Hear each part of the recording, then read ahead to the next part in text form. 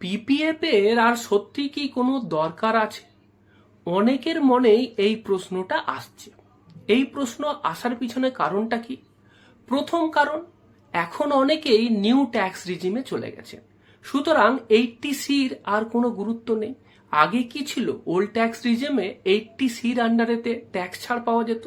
নতুন ট্যাক্স রিজিমে যেহেতু কোনো 80সির ছাড় নেই, সুতরাং আর এটাতে গুরুত্ব আসছে না। সাম্প্রতিক অতীতে দেখা গেছে যে মিউচুয়াল ফান্ড থেকে ভালো রিটার্ন দিয়েছে, সুতরাং অনেকেই মিউচুয়াল ফান্ডের দিকে ঝুঁকছেন। তো এই অবস্থাতে অনেকের মনে এই প্রশ্নটাই আসছে, তাহলে কি আর পিপিএফ অ্যাকাউন্টে ইনভেস্ট করব না? পিপিএফ অ্যাকাউন্ট কি বন্ধ করে দেব? আজকের ভিডিওতে আপনাদেরকে আমি বলবো যে পিপিএফ এ ইনভেস্ট করার 5টা ইউনিক সুবিধের কথা, যে সুবিধেগুলো কিন্তু আপনি আর কোনো ইনভেস্টমেন্টে পাবেন না। Point number 1, high interest with zero risk. দেখুন, পিপিএফ তে আপনি যে ইন্টারেস্ট পাচ্ছেন সেটার সাথে যদি আপনি অন্যান্য সেফ, সিকিউর, গভর্নমেন্টের ডেট প্রোডাক্টের তুলনা করেন, তাহলে দেখবেন যে পিপিএফ এর ইন্টারেস্টটা খারাপ না। যেমন ধরুন, আমি যদি দেখি যে ব্যাংকের এফডি, এই সময়তে বিভিন্ন বড় ব্যাংকের যদি আমি এফডি দেখি, মানে 10 বছরের বেশির টেনিওরের এফডি দেখি, তাহলে আমি কি দেখতে পাচ্ছি?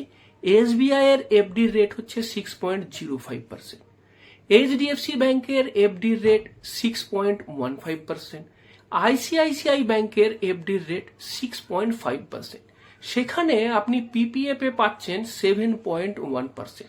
এছাড়াও ইন্স্যুরেন্স কোম্পানির যে সেফ প্রোডাক্টগুলো থাকে, যেমন ধরুন এলআইসির এন্ডাউমেন্ট প্ল্যান, সেই সমস্ত জায়গাতেও যদি আপনি রিটার্ন দেখেন, লম্বা টেনিওরের এলআইসির ম্যাচুরিটি যদি আপনি চেক করেন, তাহলে আপনি দেখতে পাবেন সেখান থেকে রেট অফ রিটার্নটা ওই 5.5 থেকে ম্যাক্সিমাম 6% এসেছে।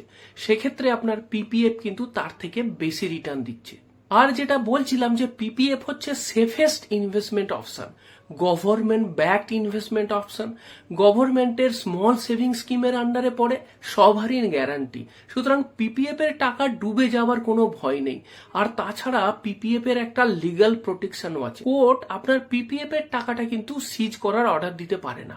সুতরাং বুঝতে পারছেন যে পিপিএফ এর টাকাটা কতখানি সেফ। 2 নম্বর অ্যাডভান্টেজ যেটা, সেটা সব থেকে গুরুত্বপূর্ণ, আর সেটা হচ্ছে ট্যাক্স অ্যাডভান্টেজ। এইটা কিন্তু খুব ভালোভাবে জানতে হবে।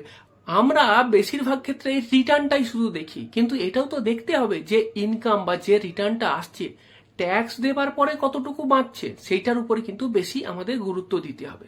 যেমন ধরুন এফডিতে আমি ইন্টারেস্ট তো পেলাম, কিন্তু এফডির ইন্টারেস্ট ট্যাক্স ফ্রি না। এফডি থেকে যে ইন্টারেস্টটা পাই সেটা আমার ট্যাক্স স্ল্যাবের উপরে ডিপেন্ড করে যে আমাকে কতটা ট্যাক্স দিতে হবে। আমি যদি 10% ট্যাক্স স্ল্যাব রেটেতে থাকি, তাহলে আমি যে এফডি থেকে ইন্টারেস্ট পাবো তার উপর 10% ট্যাক্স দিয়ে দিতে হবে। আর যদি আমি 30% ট্যাক্স স্ল্যাব রেটে থাকি, তাহলে আমার এফডি থেকে যে রিটার্ন পাবো তার 30% ট্যাক্স দিয়ে দিতে হবে। ডেট মিউচুয়াল ফান্ডের ক্ষেত্রেও একই রুল। যদি আপনি ইকুইটি ওরিয়েন্টেড মিউচুয়াল ফান্ডে ইনভেস্ট করেন, তাহলেও কিন্তু আপনার long term capital gain tax দিতে হবে, সেটা 12.5%। সুতরাং আমি কি দেখতে পাচ্ছি, সমস্ত ধরনের ইনভেস্টমেন্টেই ট্যাক্স দিতে হয়। কিন্তু পিপিএফ এমন একটা ইনভেস্টমেন্ট অপশন যেখানেতে আমি ম্যাচুরিটিতে যে টাকাটা পাবো সেটা পুরোটাই আমার টাকা, গভর্নমেন্ট এর জন্য কোনো ট্যাক্স কাটবে না। এটা বিরাট অ্যাডভান্টেজ। আর যখনই আপনি এই অ্যাডভান্টেজটা পাবেন না, তখন আপনার পিপিএফ এর রিটার্নটা আসলে আরেকটু বেশি হয়ে যাবে। মানে ধরুন, আপনি যদি 10% ট্যাক্স স্ল্যাব রেটেতে থাকেন, তাহলে পিপিএফ এর এই 7.1% আসলে 7.92% ইকুইভ্যালেন্ট রেট, কারণ এক্ষেত্রেও আপনাকে ট্যাক্স দিতে হচ্ছে না। মানে অন্যান্য জায়গায় 7.92% পেলে যা হতো, পিপিএফ এ আপনার 7.1% পেলেও একই দাঁড়াবে। ঠিক তেমনি ভাবে যদি আপনি 20% ট্যাক্স স্ল্যাব রেটে থাকেন, সেক্ষেত্রে অন্য জায়গায় 8.97% রিটার্ন পেলে যা হবে, আপনার পিপিএফ এর 7.1% তার ইকুইভ্যালেন্ট। আবার যদি আপনি 30% ট্যাক্স স্ল্যাবে থাকেন, তাহলে আমি বলতে পারি এই 7.1% রিটার্ন আসলে আপনার ইকুইভ্যালেন্ট হচ্ছে 10.32% রিটার্নের সমান। সুতরাং বুঝতে পাচ্ছেন যে ট্যাক্স না দেওয়ার কারণেতে বা ট্যাক্স না চার্জ হওয়ার কারণেতে আপনার এই 7.1% রিটার্নটাই আসলে অনেকটা রিটার্ন। এরপর পয়েন্ট নাম্বার 3 যেটা, সেটা হচ্ছে ফ্লেক্সিবিলিটি অফ ইনভেস্টমেন্ট। এটাও কিন্তু খুব গুরুত্বপূর্ণ। পিপিএফ ইনভেস্টমেন্টে কিন্তু অনেক ফ্লেক্সিবিলিটি আছে। যেমন ধরুন আপনি ব্যাংকেতে রিকারিং ডিপোজিট করলেন, প্রতি মাসে একটা নির্দিষ্ট দিনেতে আপনার টাকা কাটবে, দিতে না পারলে পেনাল্টি হতে পারে। তাছাড়া অ্যামাউন্টটাও কিন্তু ফিক্সড। 5,000 টাকার যদি আরডি করেন তাহলে 5,000 টাকাই কিন্তু আপনাকে প্রতি মাসে দিতে হবে, কম দিলে হবে না। ঠিক তেমনি ভাবে কোনো ইন্স্যুরেন্স কোম্পানিতে আপনি ইনভেস্ট করছেন, সেখানেও কিন্তু প্রতি মাসে বা প্রতি বছর যখনই আপনার প্রিমিয়ামের সময় আসবে সেই সময় আপনাকে প্রিমিয়ামটা দিতে হবে, পুরো প্রিমিয়াম দিতে হবে। 1 মাসের মতো গ্রেস পিরিয়ড থাকে, তার বেশি যদি আপনি ডিলে করেন তাহলে আপনার পেনাল্টি কাটবে এবং পেনাল্টির অ্যামাউন্টটাও বেশ বড়। কিন্তু পিপিএফ এর ক্ষেত্রে কি হচ্ছে, এখানে ইনভেস্ট করার সময়তে আপনার কিন্তু কোনো ফিক্সড ইনভেস্টমেন্ট ডেট নেই, বছরের যে কোনো সময়তে ইনভেস্ট করতে পারেন। এখন হাত খালি আছে, ঠিক আছে, এখন দিতে হবে না, বছরের যে কোনো সময় যখন হাতে টাকা আসবে তখন দিন। কত টাকা জমা করতে হবে তারও কিন্তু কোনো ফিক্সড নেই। 500 টাকা থেকে শুরু করা যায়, মানে আপনি 500 টাকা দিতে পারেন এবং ম্যাক্সিমাম 1.5 লাখ টাকা পর্যন্ত ইনভেস্ট করা যায়। এই বছর 500 দিলেন, পরের বছরই 500 দিতে হবে এমন কোনো কথা নেই। পরের বছর 2000 দিলেন, কোনো বছর বেশি টাকা থাকলে 1 লাখও দিতে পারেন, কোনো বছর টাকা হাতে না থাকলে 500 টাকা দিয়ে অ্যাকাউন্টটাকে কন্টিনিউ করতে পারেন। সুতরাং এই ফ্লেক্সিবিলিটিটাও কিন্তু আপনি পিপিএফ পেতে পাচ্ছেন। তাছাড়া এখানে ইনভেস্টমেন্টের ক্ষেত্রে বয়সেরও কোনো রেস্ট্রিকশন নেই। নাবালক যারা তারাও এখানে ইনভেস্ট করতে পারে, হ্যাঁ সেক্ষেত্রে তার গার্জেন ইনভেস্ট করবে নাবালকের নামে। নাবালক যখন সাবালক হয়ে যাবে, বয়স যখন 18 বছর হয়ে যাবে, তখন সেই পিপিএফ অ্যাকাউন্টটা সেই নাবালক থেকে সাবালকের নামে ট্রান্সফার হয়ে যাবে। সুতরাং এত ভালো ফ্লেক্সিবিলিটি আমি তো আর কোনো ইনভেস্টমেন্টে দেখতে পাইনি।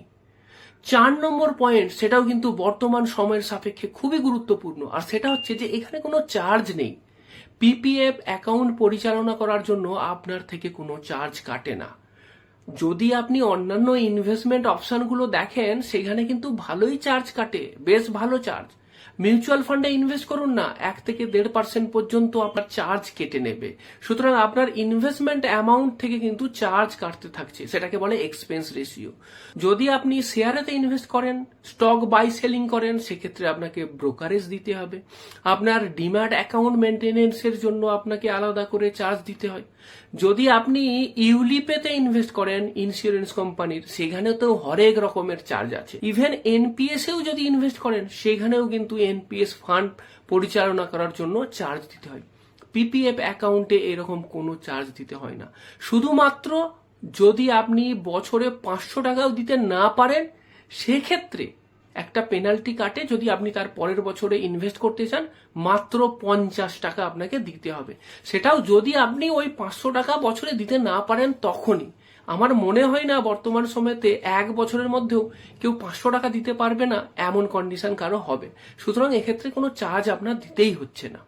এরপরে আসছি 5 নম্বর পয়েন্ট, সেটাও কিন্তু খুব গুরুত্বপূর্ণ। পিপিএফ অ্যাকাউন্ট থেকে লোন, পার্সিয়াল উইথড্রয়াল দুটোই হয়। পিপিএফ সম্বন্ধে অনেকের মনে যে নেগেটিভটা থাকে সেটা হচ্ছে যে পিপিএফ তো লম্বা সময়ের জন্য, 15 বছর ধরে ইনভেস্ট করতে হবে তবে আমি টাকা পাবো। কিন্তু একটা জিনিস মাথায় রাখতে হবে, হ্যাঁ এটা ঠিক যে পিপিএফ এর লক ইন পিরিয়ড 15 বছর, কিন্তু মাঝ পথে চাইলে কিন্তু টাকা পাওয়া যায়। পিপিএফ থেকে লোন পাওয়া যায়, পিপিএফ থেকে পার্সিয়াল উইথড্রয়ালও করা যায়। লোনের সূত্রটা কি, যে পিপিএফ এ ইনভেস্ট করার পরেতে 3য় বছর থেকে 6ষ্ঠ বছরের মধ্যে আপনি চাইলে লোন নিতে পারেন। একটা এক্সাম্পল দিই, মনে করুন আপনি পিপিএফ অ্যাকাউন্ট খুলেছেন 2023-24 এই ফিনান্সিয়াল ইয়ারে, তাহলে ওই 23-24 ফিনান্সিয়াল ইয়ারে আপনি কোনো লোন নিতে পারবেন না। 24-25 ফিনান্সিয়াল ইয়ারে লোন নিতে পারবেন না, কিন্তু 25-26 এই ফিনান্সিয়াল ইয়ার থেকে আপনি লোন নিতে পারবেন। মানে 25-26, 26-27, 27-28, 28-29 এই 4 বছর ধরে আপনি চাইলে কিন্তু যে কোনো সময়তে এখান থেকে লোন নিতে পারেন। কিন্তু এটা ঠিক যে এই 6 বছর পেরিয়ে যাওয়ার পরে তারপর থেকে কিন্তু আর পিপিএফ থেকে লোন নেওয়া যাবে না। কিন্তু সেক্ষেত্রে আরেকটা অন্য অপশন খুলে যাবে, এবার থেকে আপনি চাইলে পিপিএফ থেকে পার্সিয়াল উইথড্রয়াল করতে পারবেন। তার রুলটা কি, যে পিপিএফ অ্যাকাউন্টে সপ্তম বছর থেকে মানে 7th ইয়ার থেকে আপনি চাইলে পিপিএফ থেকে পার্সিয়াল উইথড্রয়াল করতে পারবেন এবং আপনার ব্যালেন্সের ম্যাক্সিমাম 50% পর্যন্ত আপনি সেখান থেকে উইথড্রয়াল করতে পারবেন। তার মানেটা কি, যদি আপনি 2023-24 সালে পিপিএফ অ্যাকাউন্ট খুলে থাকেন তাহলে আপনার 2029-30 সাল থেকে আপনি পিপিএফ থেকে পার্সিয়াল উইথড্রয়াল করার জন্য উপযুক্ত হতে পারবেন। সুতরাং এখানে শুধু টাকা দিয়েই যেতে হবে 15 বছর পর্যন্ত, তারপরেই টাকা পাবো এই রকম ব্যাপারটা না। মাঝ পথেতে দরকার হলে এখান থেকে টাকা তোলা যায়, এই সমস্ত সুবিধেগুলো পিপিএফ এতে আছে। যদি আপনি পিপিএফ সম্বন্ধে বিস্তারিত জানতে চান তাহলে আপনার স্ক্রিনে দেওয়া ভিডিওটাতে ক্লিক করুন।